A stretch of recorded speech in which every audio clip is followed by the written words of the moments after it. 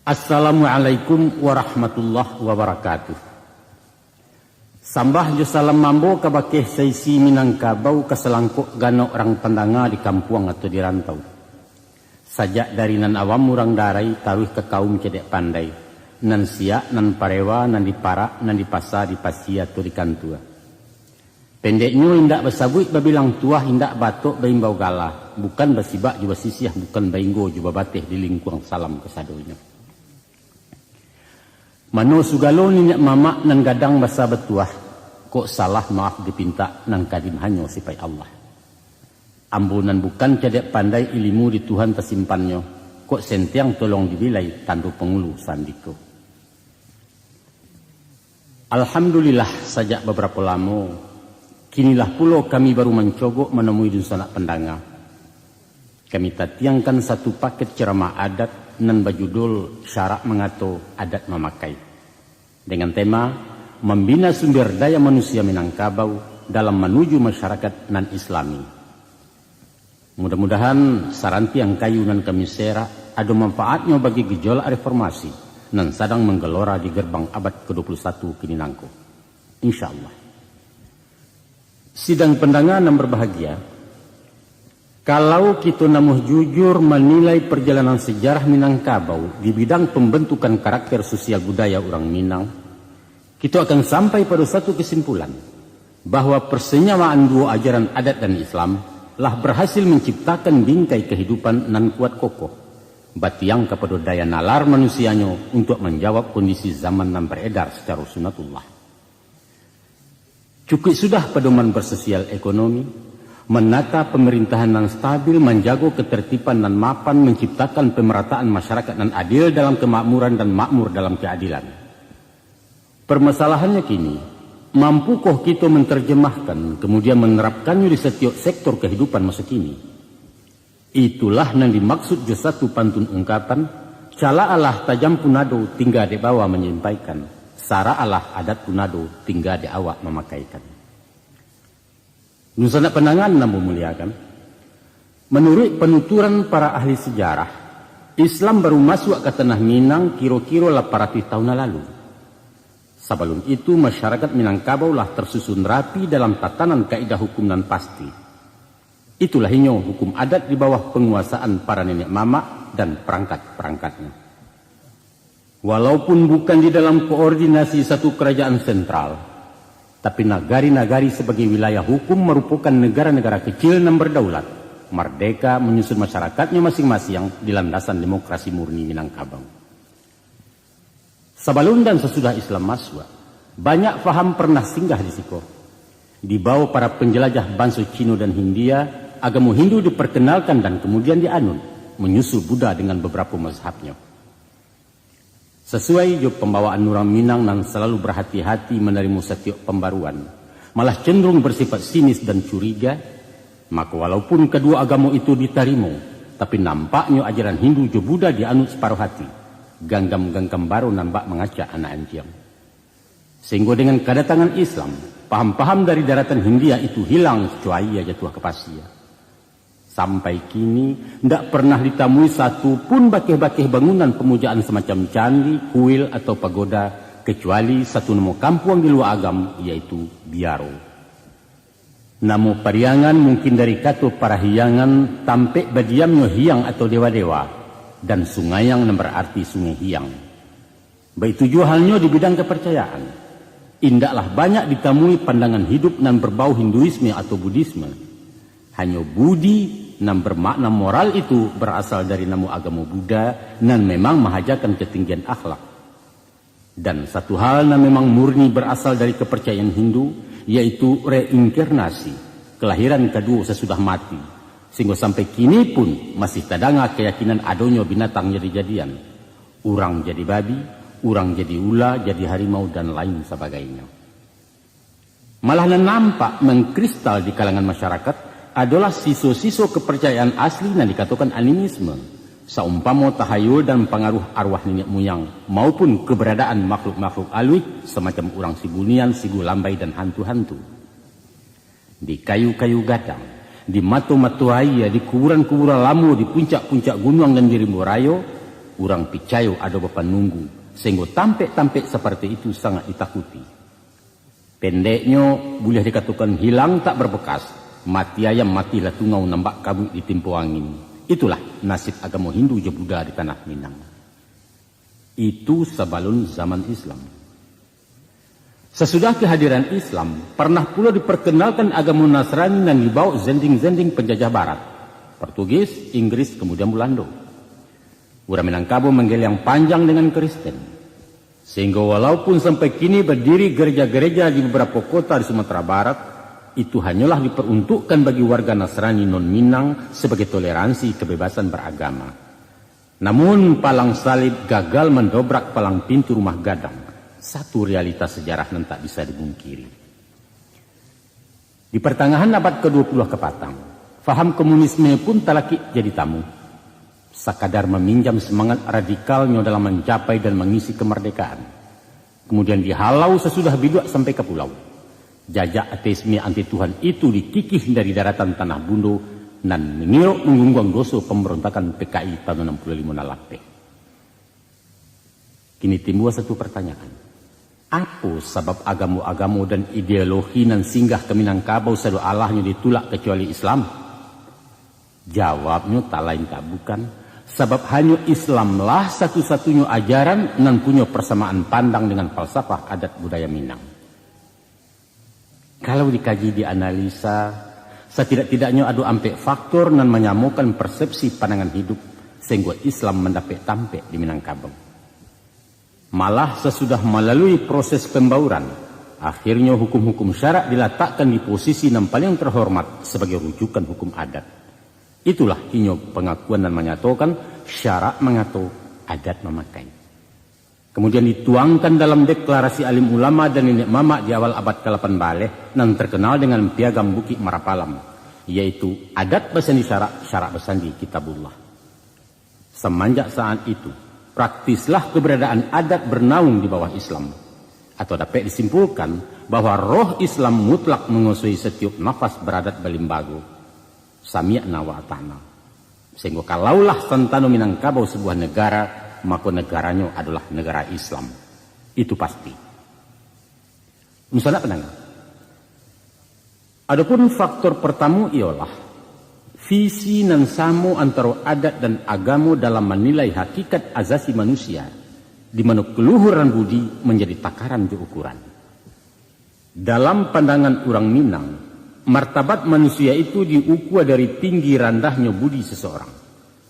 Prestasi hanyalah menupang harkat, bukan penentu dari nilai sebuah pribadi. Orang kaya nan panyantun, orang cadiak nan bijaksana, orang bagak nan paibo dan orang rancak nan paramah, itu disanjuang, dipuji-puji, dijujuang bagi mengkutu. Sebaliknya orang kaya nan nangkuah, orang cadiak nan khianat, orang bagak nan menggadang dan orang rancak nan hongeh, dia randah, dilecehkan, disisiah, dipancia dengan banyak dikatakan orang mantiko. Tadanga ucapan sinis di Palanta. Naknyo kayo selah surang, kami ndak ka meminta. Kok cadiak kami ndak ka bertanya, kok bagak kami ndak ka mengadu, kok rancak kami ndak ka meniru. Coba pikir. Rusak binasonya masyarakat ulah dek nan kayo na iduit surang. Sipaiknya sarakah lobo je tamak. Apa na nampak diagonyo, keadilan diborongnya, kekuasaan na Bali. Malah kalau perlu diupahkan membunuh orang. Asalai kandak buyah pinta balakuangan tabuak taragak lapik, indak peduli orang kesensau. Jadilah inyo koruptor manipulator. Asale pitih kemasua, ndak diagak halaju aram. Jadilah inyo rentenir jo lintah darat. Pendeknya dunia nak inyo jenjang di tangan kida, dek tangan suok mangganggam mameh. Itu orang nan tak babudi. Bapulo kalau basua orang cadia indak babudi. Cadia itu paralu dalam hidup. Tapi yang sangat lebih paralu adalah orang yang cadia tahu je pandai. Cadia utaknya memikirkan, tahu menenggang hati orang dan pandai melalukan kebenaran. Tapi cadia saja indak menaruh tahu je pandai, namanya cadia buruan. Atau kok cadia inyo nak manjua, kok panjang nak malilik, tingginya nak maimpo. Si bingung mencilok sebateh parut nan sejangkah.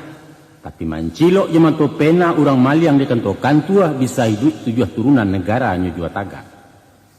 Guru makan kemurid tagaruang-garuang ranggaeknya. Niniak mama mahalah kemanakan angku doktor mencakiak pasen hakim menjual undang-undang. Itu fenomena nan acuk basuo ulah deh cadiak ndak babudi. Kadang-kadang adonan cadiak membuang kawan nan gapuak membuang lama. Awak sajulah nan cadiak inyonan santiang inyonan hebat orang lain pandia sebalik. Ado pulau cadiak ndak bisa diturutkan. Bananyo indak menahan bandi yang kok luruh indak dimakan tiliak.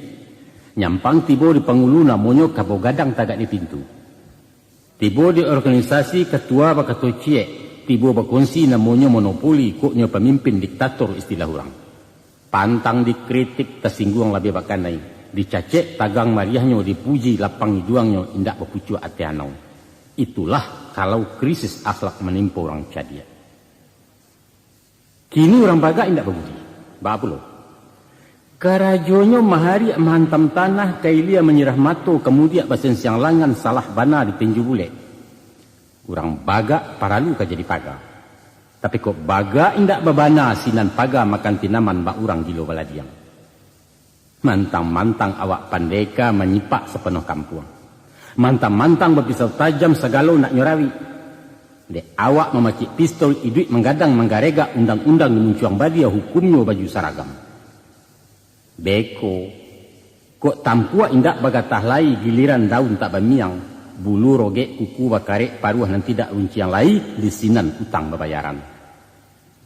Budi, sekali lagi budi adalah kompresor bagi emosi di darah kurang bagak-bagak. Salero tunggang kena lama, batua. Mato condong kena nelok, iyo. Itu sunatullah. Sifatnya manusiawi dan ruangnya universal. Awak elok baso ketujuh mulut manih kucindan murah pemenan mato orang nambanya. Alun sengiang orang lagalak tutuannya buluh perindu lenggoknya membawa rahmat. Itu orang rancak babudi alui. Tapi kok gagah banalah awak. Rawi elok ruman manggilo lenggoknya sepiriang sawah mantiaknya lahu rabi. Tapi sombong lupa je diri. Maka sabalah matu nak dipandang urang malengah suh kita. Sebabnya tahu je rancaknya. Ba alang-alang lamah bingkai ko. Gilo mau kiau-kia langit menari di awang-awang. Kawek tarantang di sembanyo pucuk karambia nak nyorau. Tasesu alam bakuliliang. Rusak rumah tangga urang de lakunyo. Rando juga di masak kijok suami orang dijujainya jadi cilaku di negari. Misalnya penanganan menghormati. Budi kata orang awak. Akhlak kece Arabnya moral etika bahasa barat toto kromo istilah Jawa. Adalah kadar nan menentukan tinggi rendahnya martabat seseorang. Itu nan dikatakan sebuah pantun ibarat. Dek ribui rabah lapadi dicupak datuk tumangguang. Ku idui indak babudi duduk tagak kemari cangguang. Nan kuriak kendi nan merah sagu, nan bayak budi, nan endah baso. Pisang ameh bau balaya, pisang lidih di dalam peti, utang ameh dapet dibaya utang budi di bawah mati. Dan banyak pantun jua ibarat pepatah jepatiti misa jaumpamo, nan meletakkan tarikh di harago pribadi manusia. Itulah pandangan adat sepanjang peradaban Minangkabau. Maka Islam pun datang ke Minangkabau. Ahlan wa sahlan ya Islam. Inyo membawa sesuatu nan padu hakikatnya lah lamu adu di tanah Minang. Tapi jauh lebih indah dan langkuk karena datangnya dari Allah, zat nan maha sempurna. Sabunyi balain sabut sawajah betukan namo, yaitu akhlak nan artinya budi. Sebagaimana sabda Rasulullah, innama bu'ithu liutammima makarimal akhlak. Sesungguhnya aku diutus untuk menyempurnakan akhlak manusia. Hadis riwayat Bukhari Muslim. Dan bak melacuik kudo tajung takayuh biduk kailia, itulah perjalanan awal Islam di tanah Baradatko. Memang salah satu misi Rasulullah untuk menyempurnakan peradaban manusia sepanjang zaman. Maka diturunkanlah beliau di masyarakat yang paling bobrok di masa itu, bangsa Arab jahiliyah. Sebenarnya kalau pengertian jahiliyah itu adalah bodoh, maka secara harfiah orang Arab sebelum kedatangan Islam bukanlah masyarakat bodoh. Kebudayaannya termasyhur di timur dan di barat. Perdagangannya baju, ilmu filsafatnya tinggi, pemerintahannya teratur, dan seni sastranya mengagumkan. Mereka kaya dengan ilmu dan materi. tapi miskin dengan akhlak. Martabat perempuan diinjak, dilecehkan. Ketika dirancak dianggap komoditi barang mewah dan diparabuikan bangsawan-bangsawan Quraisy. Perang antar suku dan berawal dari masalah cewek acok terjadi. Sehingga perempuan dianggap pangka bala ulu penyakit. Sebab karena itu, setiap padusina laya dibunuh atau dikubur iju-iju. Martabat orang awam tak labiah dari taranak na dipajuabalikan dalam suatu sistem perbudakan. Sia bagak sia jateh nan kayu memacik dunia nan bodoh makanan cadia. Orang mencari perlindungan bukan ke Tuhan, tapi ke tukang-tukang ramal ke dukun-dukun. Pendek kata singkek rundiangan, bangsa Arab jahiliyah adalah simbol masyarakat biadab sepanjang sejarah. Kamarilah Nabi diutus. Melalui pribadi dan gaya hidup Rasulullah, sungguh banyak suri tuladan dan jadi contoh umat. Tutua kato, laku parangai, bahkan diamnya saja pun jadi pedoman orang banyak. Malah sajak remaja bujang tangguang, Muhammad itu terkenal jujur, saulah dan bijaksana, sehingga beliau digalakan dengan Al-Amin. Dalam jihad reformasinya, beliau dan umatnya selalu dimusuhi bangsonya sendiri. Diancam nak dibunuh, diteror, diintimidasi, diboikot, bahkan dikanaikan embargo ekonomi dengan larangan menjual bahan makanan. Sehingga tidak ada jalan lain kecuali meninggalkan kampung halaman berpisah junagari dan dicinto. Tapaso hijrah dari Makkah ke Madinah. Tapi sesudah sukses di perantauan, ilmu banyak bando pulai pengalaman lah sari pulau, dan nan pasti iman dan takwa makin mapan, maka baliaklah beliau jerombongan melanjutkan Bangkala yang sudah. Kalau menurut kata nafsu, sinanlah hutang balansaikan piutang betarimuan. Kesempatan membalih dandam menumpahkan sakit hati kebakai musuh dahulunya. Tapi dengan ketinggian akhlak Islam, dek Muhammad orang babudi, musuh-musuh lama pun dimaaf dilindungi. Malah jagoan dan tokoh masyarakat Quraisy yang paling jajok ya Rasulullah, Abu Sufyan namanya, dihormati hak asasinya, dianjung-anjung martabatnya. Tak kalau pasukan tempur Islam memasuki kota Makkah, maka keluar pengumuman Nabi bahwa untuk mencari keamanan supaya berlindung ke dalam Ka'bah atau ke rumah Abu Sufyan. Allahu Akbar.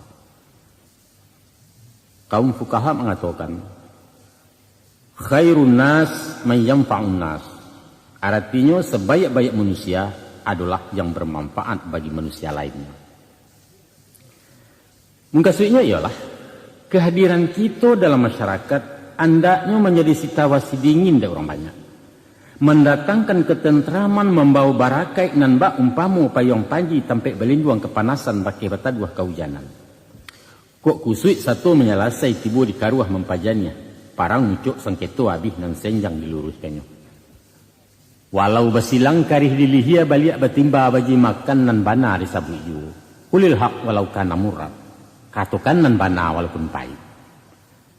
Sebaliknya manusia paling cilako adalah orang yang menjadi silang kaneh kacang miang dalam negari. Resah masyarakat de lakunya, kambang maksiat de ulahnya, batabua fitnah de mulutnya.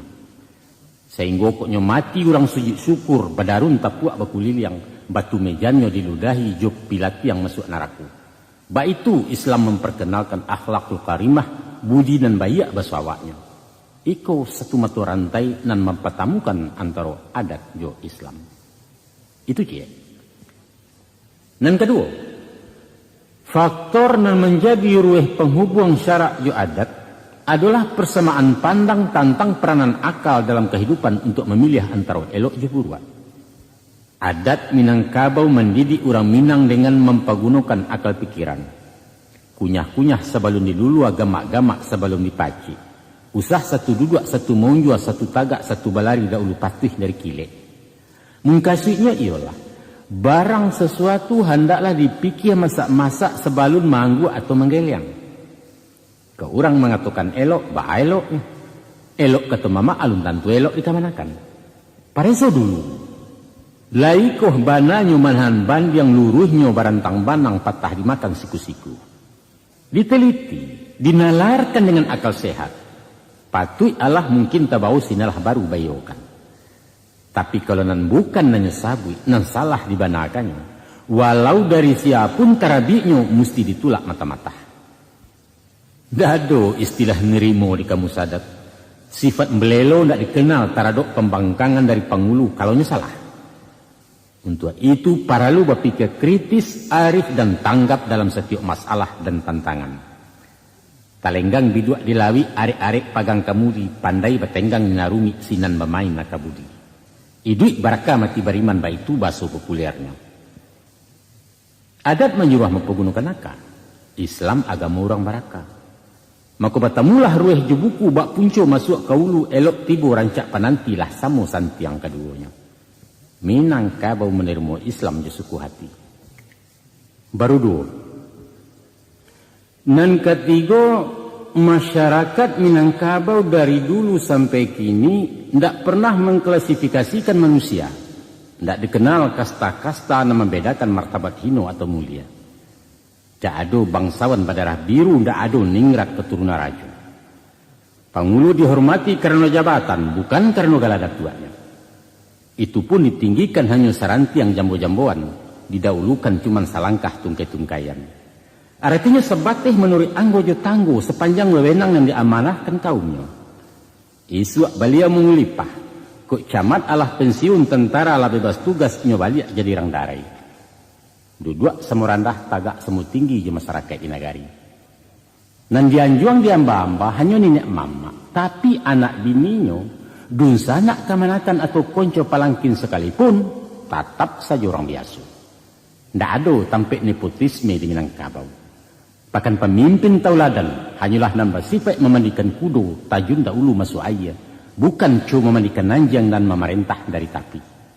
Jangan biar mantang-mantang awak kepala desa ke disambah di orang banyak. Tidak ada cerita rakyat kamu rungkuak-rungkuak membungkuak menanti titah dari beliau. No way kata anak muda kini. Dalam forum batagak pengulu, sarumah orang lama hangguak tapi ada seorang anggota kaum na manggeliang, maka itu namanya ranti yang badatiak murewa kicau. Alun kata sisi karih di pinggang alun balewakan kanagari penobatan pun ditangguhkan. Mesti digilang dulu sampai bule, nan bulenya indak basagi sinala buliah digolongkan. Kok picaknya indak basuduk barulah dapet dilayangkan, baik itu adek nembalaku. Tibo caro balaponasi. Sajak nan dari induk samang, tukang hidang, tukang balanjo sampai kepada tukang cebok, sadonyo dapat bagian deinyo sama bajariah.